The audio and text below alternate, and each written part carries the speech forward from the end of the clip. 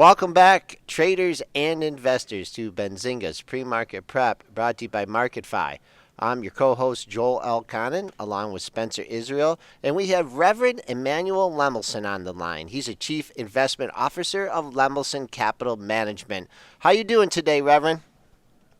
Glory be to God, Joel. All's well. It's sunny here in Boston. A little chilly, but thank God everything's well. It's good to join you again, my friend. Thanks for the invitation. We always appreciate having you on. So, we saw the piece by the Wall Street Journal, a very nice expose on you. What took them so long to discover your talent? You've been coming on Benzinga's Pre-Market Prep here since March of 2014. What took the Journal so long? Well, that's a great question, Joel. It's interesting. They actually had contacted me back in June, May or June of this year, and had indicated an interest in doing a story. And I was sort of surprised by it, to tell you the truth, because it's the Journal. And I said, hey, look, I'd be happy to participate in your endeavor, in your story, but please don't make it about me. Make it about the importance of the life of the church, or perhaps wise investment policy. Over the course of 4 months, they worked on it. I really had no clue what they were working on or what they were doing. And so when it came out, this story, I was as surprised as anyone. And I'll tell you, there's a written article that went with the video. And boy, it does not do a very good job at including, information. It probably should be. There's a lot of omissions, and there's a lot of, I think, fallacy. The way parts of that story were presented. But overall, glory be to God. Hopefully the story, I've been overwhelmed by tons of correspondence from all over the world, people saying that, they found it in some way inspirational, or they felt compelled to use their talents to serve the church. And in that sense, if in any way I reflected the glory of Christ in that video, unworthy as I am, glory be to God. All right. Before we get to the markets here, just one other question, and you reserve the right not to answer it. You saw that you did a blessing for Donald Trump at one of his campaign stops. Does that mean he's getting your vote as well? Yeah, no, Joel. I told Donald when he reached out, I said, look, I'm a priest. I'm nonpartisan. I can't endorse your campaign. But what I can do is I can speak to my beliefs about the sanctity of life, the church's beliefs, and how that is very much in harmony with what you've been saying. And I said I'd be happy to share with the crowd my own feelings about you as a person. And they basically said, that's great. So while I'm not an endorsement of his campaign, it was quite an interesting opportunity. I mean, there was 4,000 people there. In the small town of Keene, where I serve as a priest. And afterwards, I was struck because he asked for a blessing, and he embraced me and he gave me a hug, and he's a good man, I think. Okay, all right. No, that was a tough one. That was a tough one. All right, let's get to the markets here. And you maintained your bullishness here. We had you on a few times once or twice since the flash crash here. Market rebounds here with a vengeance. A point or two, a percentage point or two from all-time highs here.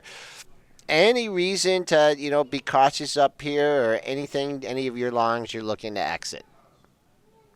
Joel, I've always felt that being engaged in any way and trying to forecast the general direction of the markets is not something I'm able to do, competently.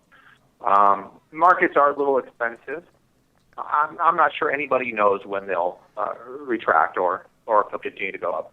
I think it's probably wiser to just focus on individual securities where you can know something rationally about the company, and you can look for those sort of proverbial dollar bills for 60 cents or 50 cents through studying the financial statements of the company. So, there's only so much mental bandwidth each person has. I personally think that's the wiser approach, to look at individual securities. We got a great question coming out of the chat, and I know I barely have touched on this with all the times we've had you on, but how would you classify your investing style? Now, I know you're not. I know you look at the charts when you need to, and I know you focus heavily on the fundamentals, but you're a math guy. You get down and dirty with the numbers, correct? Oh yeah, yeah. I would just a minor correction, Joe. I would not say I look at the charts actually. Sometimes I look at a chart for a visual aid of historical price performance or something like that, or some value metric like a historical price to book ratio or something like that. But I don't believe I can read charts. If other people can, that's wonderful. But for me, I really just read SEC filings. And you're right. I look at the math, and the good news is. It doesn't usually require more than second or third grade math. I mean, I wouldn't even get into any sort of calculus with anything I'm doing. But in the last 5 years, I've published something like 70 essays on securities analysis. It's a pretty large tome of work. In fact, just yesterday, Lemelson Capital made for the first time all of its annual and interim reports publicly available on its website. So if people wanted to go to lemelsoncapital.com, they could download the last 4 years of annual and interim reports and read in great detail exactly how securities were selected, what the rationale was, and a very thorough explanation, and also the mistakes we've made. I mean, a lot of mistakes have been made along the way, you might imagine, and I think getting into how we made mistakes and when we made mistakes was probably much more didactic than where we wound up being right. What's your education? So I have a BA in theology and religious studies from Seattle University. It was a Jesuit school. My second major was in German. Unfortunately, I didn't complete my second major because the program stopped at the school before I had a chance to. And then I have a master's in divinity from Holy Cross Greek Orthodox School of Theology in Brookline, Massachusetts, which is an Orthodox seminary. So I wound up spending about 9 years in a university studying theology just about the entire time. Actually, I was a business major for a short time. My first year at Seattle University, I was profoundly bored.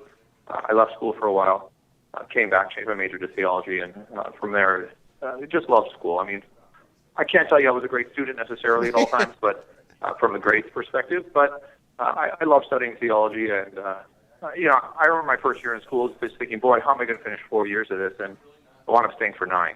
All right. University. Let's get some individual equities here. I know you had a lofty price target on Apple. Stood through it during the flash crash here. Good earnings, back up at 120, 124, trading up today. Any price target on Apple? Well, I said before, I think it wouldn't be overpriced at $200 a share. I stand by that, Joel. They spent $14 billion on buybacks in the last quarter, only $3 billion on dividends. Pretty remarkable net earnings growth year over year. It's close to 50%. They're like over 100% growth in China in the iPhone business. It's very clear the watch is going gangbusters. I mean, they don't break it out, but you can just see it when it's logged in there with iPod and everything else and Beats headphones. On every quarter now, they're announcing record numbers of Android switchers. If you back iPhone out of China unit sales, you've got negative growth in China for smartphones, but Apple's up 100%. So they're taking market share from every Android phone out there. So Google is not taking market share from iOS, Android not anymore. So if that continues, you're going to have a variable monopoly in mobile, and it just looks very good. I mean, ASPs are up, gross margins are up, incredible moat around the business. I think Apple TV is going to go gangbusters. I think they'll probably increase their capital return program next year. And this is a company throwing off an enormous amount of free cash every year. They've got $206 billion in cash. You back cash out, you're talking about a company that's really still basically in the high single-digit P&E going forward, and that's with conservative sales estimates. It really can't stay low forever. I mean, it's just crazy. And they've got really low institutional ownership. So if mutual funds and so forth finally begin to think it's a stable annuity-type business, a diversified company, I think the price will get a little closer to intrinsic value. This argument has been out there for a long time. There's really two arguments. One is about economies of scale. The second one is about concentration in the iPhone business. But I'm not convinced that's a rational argument because if you look at Google, they get sort of all of their business from paid search, basically. I mean, all their profits. And they're losing a huge amount of money on their R&D efforts. Relative to revenues, Apple's very conservative on R&D, but still produces amazing products. If you look at Microsoft, the majority of their revenue is still coming from Windows-based products, Office-based products. So you look at the competition, Why is Apple under so much scrutiny that one of their product lines is producing, say, 60% of profits? Well, first, it's a diversifying company, but I don't know why the market isn't applying the same standards to some of their peers. So, and then on the second point, just about Apple, I think that, again, once people get away from this notion that it's a concentrated business, they'll start to ask critical questions like, should this be priced the way it's priced right now? Again, very, very cheap. Again, they'll probably increase the dividend in addition to increase the buyback sometime next year, I'm guessing, maybe by Q2 2016. So I think they'll continue to bring in institutional buyers. The price has got to go up. I mean, the company's buying shares. You convinced me on that one. How about let's stick with your longs here and your Geospace, GOES. I looked at the chart today before you came on the show, and frankly, I was a little disappointed because of the way some of these other oil companies have exploration have come off their lows here. You still sticking with your GEOS? Oh yeah, Joel. I'll tell you, Q3 with its flash crash, nothing could have been better for our fund. Apple, for example, if you're a long-term holder in Apple, you want the price to be down because it's going to increase your pro rata ownership in the company more than they're buying back shares. And at the end of Q2, they had $80 billion in buybacks left. They have almost $60 billion now still left. So we were thrilled as Apple owners. Geospace, we are still buying. I mean, we've said repeatedly on the Benzinga show that we're going to keep buying, and we are still buying and increasing that position. E&P, CapEx will return to E&P. I mean, I don't think it's rational to say that exploration and production is going to cease CapEx in perpetuity. And I don't think it's rational to say that the world's energy needs are going to decline anytime soon, particularly if you look at population growth. So what have you got in Geospace? You've got the only manufacturer of seismic data measurement equipment, which is not in competition with its own clients. And seismic data, by the way, is critical or cardinal to stable energy markets. How is it priced? Well, you're looking at almost $24 in tangible assets being priced for 15 or 16. So you're getting a $10 discount on tangible assets that are probably written down too much to begin with. So when you look at a company like that, you're saying, well, we're really just buying the cash and the inventory and the receivables, and inventory is overly depleted. So what are we getting? We're getting $100 million in long-term assets, buildings, machinery, and so forth, totally for free. And if you don't see a going concern risk, and in this company, it's hard to see one when there's no debt and there's $75 million in liquidity, where's the risk? So what you're really the hypothesis is that at some point, energy markets will stabilize. I'm not aware of any commodity price that permanently stays down, at least not a commodity with utility like oil and gas. And so I think it's a reasonable hypothesis that at some point prices will rise, CapEx will return to the E&P industry, and historically, if you look at historical price to book value, in other words, how the market views the premium on the assets of Geospace, they really should trade about 60 or 70, and I think that's a fair price target. They announced a $17 million contract last quarter. They've got massive tax refunds. They really don't even have a burn rate anymore.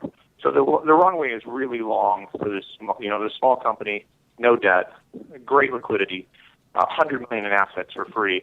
That's deep value in special situations that I think the Bonus Fund does best in.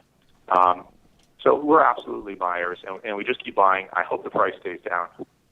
Okay. All right. Let's get to a couple of your shorts here. Looked at the chart of Ligand Pharmaceuticals, and really with the biotech wreck here, this thing's been kind of holding up a little bit. It did have a pullback here. Are you sticking with LGND on the short side? Well, Joel, we do have a short position on Ligand. I'll just say that. We said it before. It's approximately $94 a share is where we shorted it. I have said an awful lot about Ligand. Okay. All right. In both reports and interviews, and I would love to say more, but okay. Hey, no. I'll just say that that's our short price. Okay, and you'll wait for that shoe to drop, and we'll get you on for an exclusive.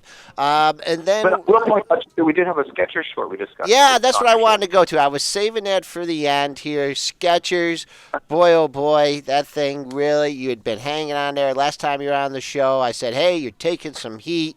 Gapped up, and then it had to split. This thing is looking absolutely horrible on the chart. You got to be taking off half of the position here, huh, Reverend Father? Yeah, we covered it, Joel. Okay. We were, I think, at 134 a share, pre-split, the average short price. But we said on your show, and I think you documented it shortly thereafter in articles, that we were still shorting, and that's true. And we shorted it up to 142 pre-split. So that's about, it's a little under $50 a share, for example. And what we had said, I think, in your show, that our exact words were, is that we thought it was, it would be subject to a precipitous fall. That was not a popular opinion. I have to tell you, I've got a lot of flack for that. But after that, the shares did fall 43%, including as much as 34% after they announced their earnings. So it wound up being pressure. Glory be to God, it worked out, and the commentary was, wound up being accurate.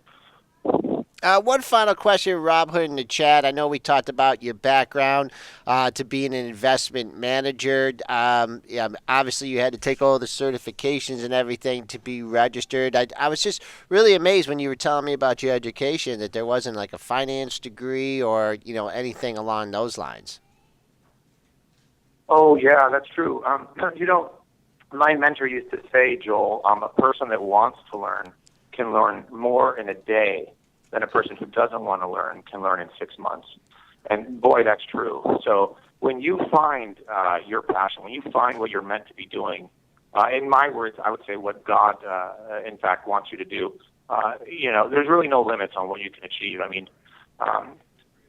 It's true there's a lot of regulatory scrutiny.